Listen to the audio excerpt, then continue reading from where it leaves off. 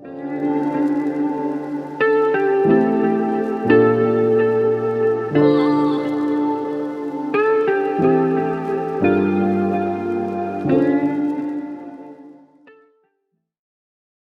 eles lhe disseram: era um homem peludo e com os lombos cingidos de um cinto de couro. Então disse ele: é Elias, o tisbita. Hoje em dia, nossos profetas usam ternos da Brooks Brothers e fazem o penteado com, como se chama mesmo? Com secador.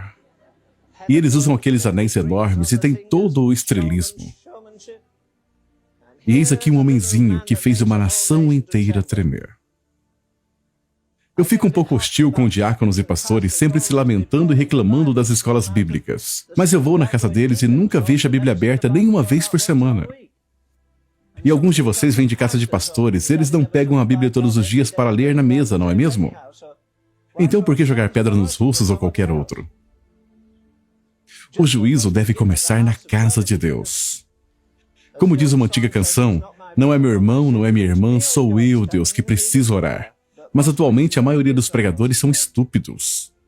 Eles conseguem fazer piadas pouco antes de ir pregar. Eu vou dizer o segredo de pregar, não que eu tenha encontrado, eu só redescobri na palavra de Deus. Isaías 66:2. Para este homem olharei, o que treme da minha palavra. E isso não significa que na primeira vez que você se levanta, você descobre que seus joelhos são bem amigos, batendo juntos. Não significa esse tipo de tremor, mas o tremor da incrível tarefa de representar um Deus santo no mundo profano. Então é Pedro que fala deles pregando com o Espírito Santo enviado do céu. Jesus era o Filho de Deus desde o momento em que ele deixou o ventre de sua mãe, mas ele não pregou antes de ser ungido. Ele se levantou e leu as Escrituras quando ele tinha 12 anos de idade na sinagoga, mas ele nunca pregou. Mas como esses caras ousam pregar só porque tem um pedaço de papel pregado na parede, com mais ou menos 10 por 18 polegadas de tamanho, dizendo que eles foram ordenados? Não há nenhum homem na terra que pode ordenar a outro homem para o ministério. Só há uma ordenação. As pessoas dizem às vezes, sabe, aqueles homens no cenáculo não foram ordenados, mas é aí que você se engana. Eles foram ordenados sim, porque Jesus diz em João 15:16, eu vos ordenei. Essa é a única ordenação, a ordenação das mãos furadas. Não a ordenação das mãos bem cuidadas, de unhas bem feitas, de um bispo ou outro qualquer. Não é incrível como 120 homens no cenáculo puderam virar uma cidade de cabeça para baixo? Eles viraram nação de pernas para o ar, e 4.000 pregadores se reúnem por 10 dias custando $5 milhões. E ninguém sequer percebeu que eles estiveram na cidade. Não tem lógica. Então aqui está a pergunta que você deve se fazer. Qual a diferença entre o batismo com o Espírito Santo de Atos 2 e o batismo com o Espírito Santo de hoje? Há uma discrepância terrível. Mas, obviamente, a igreja do Novo Testamento e a de hoje são duas coisas muito, muito diferentes. E outra coisa, é bom ir à escola bíblica. Eu fui uma vez. Mas você pode aprender muito mais debaixo de uma árvore ou em algum lugar no campo com sua Bíblia e ouvindo a Deus, do que ouvindo a qualquer outro te dando tudo mastigado. Apenas estudar a sua Bíblia não te tornará um santo. Tem que penetrar na sua corrente sanguínea e percorrer por você. Você pode encher sua cabeça de conhecimento, e isso é bom. Você pode aprender hebraico e grego, o que é legal, mas não há nenhum substituto para um relacionamento pessoal com o próprio Deus. Vocês se lembram quando eles nomearam os sacerdotes no ritual antigo do Velho Testamento? E Deus disse, separe Arão e seus filhos para que eles ministrem a mim. Agora, quantos de vocês ministram ao Senhor hoje em dia? Não trabalhar para Ele, mas trabalhar com Ele. Não apenas falar para Ele, mas uma via de mão dupla, onde Ele fala de volta. Vou dizer algo, se você está diante de Deus, você nunca se ajoelha diante dos homens.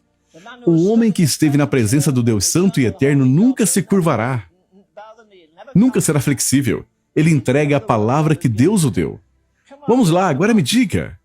Você gostaria de acordar de manhã e que Deus te dissesse vá à Casa Branca o mais rápido que puder e diga ao presidente: com todas as suas ocupações, nada é mais importante do que o que eu tenho a dizer. Eu estive com Deus e ele me disse que vai virar a chave do céu assim e vai fechar o céu para não chover mais. Agora vamos. Você ama os Estados Unidos o suficiente para mandá-lo à falência? É melhor uma nação ir gorda para o inferno ou ir magra para o céu? Mas esses homens amavam tanto a Deus que eles se machucavam quando Deus se machucava. Eles não se machucavam só porque os vizinhos diziam: quando vamos ter mais comida? Quando os preços vão baixar? Quando a economia vai se recuperar? Quando a inflação vai diminuir? Quantos pregadores vocês acham que vão ao púlpito neste domingo dizer: escutem, os Estados Unidos passaram mais uma semana machucando a Deus, quebrando os seus mandamentos. Estamos violando os seus sábados. Estamos legalizando o aborto, estamos legalizando o homossexualismo. Estamos do lado do diabo. Você não se tornaria o homem do ano. Antes que você terminasse, os diáconos te fariam sair pela porta da frente. E a glória de Deus desceu. E numa noite ele disse: quantos de vocês creem que o Espírito Santo ainda é o mesmo? E que ele virá sobre as pessoas e quebrantará os corações? Venha até a frente. Milhares de pessoas foram até a frente.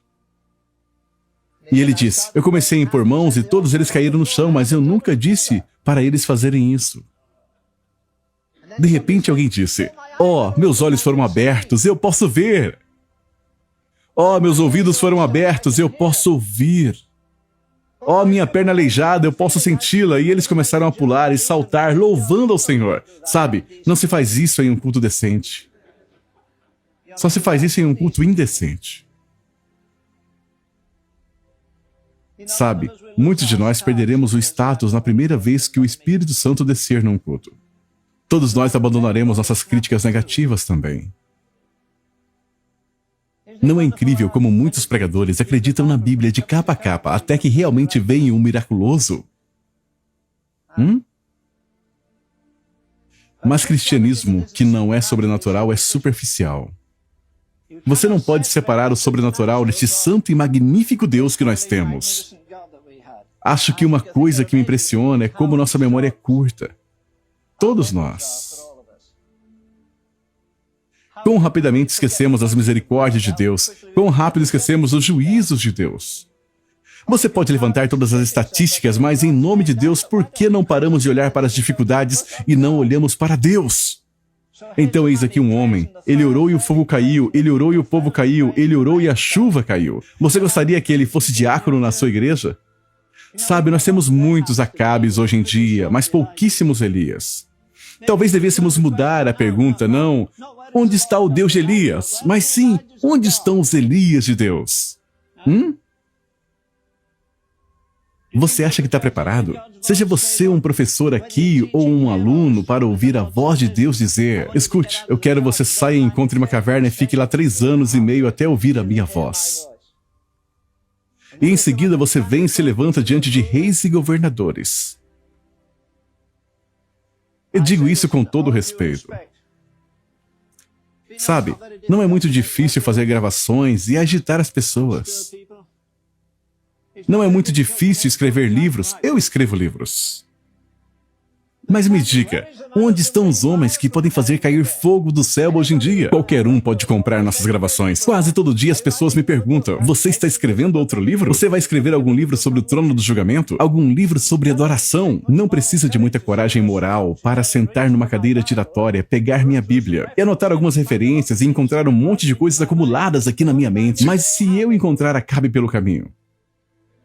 Aí um cara vai e deixa o machado voar, mas tem muita gente e ele não quer que ninguém perceba. Então ele tem que cortar a árvore com um cabo. Você acha ridículo, mas é isso que alguns de nós estamos fazendo. Você está tentando cortar a árvore com um cabo, apenas com o conhecimento da palavra de Deus. E não com unção. Onde você perdeu aquela unção e ternura que você tinha alguns anos atrás? De jeito nenhum. Você abandonou. Todo pregador aborda esse versículo do jeito errado. Você perdeu o primeiro amor. Não é isso que a Bíblia diz, ela diz, você abandonou o primeiro amor. Onde você pode recuperar aquela ternura, aquela intimidade que você tinha com Deus? Onde você fez uma escolha? Talvez você começou a flertar com uma namorada e negligenciou o estudo da Bíblia e da oração, ou foi jogar handball ou qualquer outra coisa. Handball é pecado? Sim, é pecado se você amar isso mais do que Deus. Agora, não é suficiente confessar. Há algo além de confessar. Que precisa ser não só arrependimento, que precisa ser, quando for possível, claro, nem sempre é possível, mas deve haver restituição. Sabe, você pode perder a acessibilidade com Deus mesmo na escola bíblica. Eu creio que metade dos motivos de não termos avivamento é por não reconstruirmos nossos altares, não reparamos. Você ainda assim tem que voltar diante de Deus em humilhação e lágrimas e reparar o altar que foi derrubado. Aqueles votos que você fez e não cumpriu. Talvez você fez algo do tipo, semana passada eu vou orar pelo menos 1 hora por dia. Eu vou estudar a Bíblia pelo menos 1 hora além das minhas atividades da escola. Eu vou dar mais do meu dinheiro, ou algo do tipo. Qualquer voto que você tenha feito, qualquer voto que eu tenha feito, devemos reparar o altar. Eu creio que é um segredo, reparar o altar que foi derrubado. Sabe, um dia de avivamento do Espírito Santo será melhor para todos nós do que 10 anos de escola bíblica. Quando o fogo cai, você não fica apenas ali confessando, mas nos prostramos diante de Deus. O povo diz, bem, isso não vai acontecer. Reconstrua o altar novamente. Que altar? Veja, apenas confessar não é suficiente. Hoje em dia, as 2 palavras menos populares do evangelismo, a primeira é arrependimento, mas a menos popular mesmo é restituição. Agora veja, se você colocou aquela moça em apuros e a abandonou, volte lá e dê algum dinheiro a ela e lhe tire dos apuros. Se você roubou algum dinheiro do seu chefe, vá e lhe restitua. Se você fez algum voto com Deus, eu vou orar hoje, algumas horas ou minutos, e não cumpriu, você não pode enganar a Deus. Você está enganando a si mesmo. Não diga, não estou crescendo em graça. Eu não pareço estar crescendo ou ficando mais forte. E por que você deveria estar? Mas a pomba não come nada morto, nada imundo. Ela nem sequer coloca seus pezinhos nisto. Essa é uma ótima ilustração, porque se você estiver morto nas suas ofensas, transgressões e na carne, o Espírito Santo não virá. Ele pode vir para te convencer e dar um impulso, mas ele não vai habitar no seu coração se tiver imundícia e corrupção aí. Você pode chorar, clamar e fazer todas as confissões, mas não receberá o Espírito Santo. Que frase forte.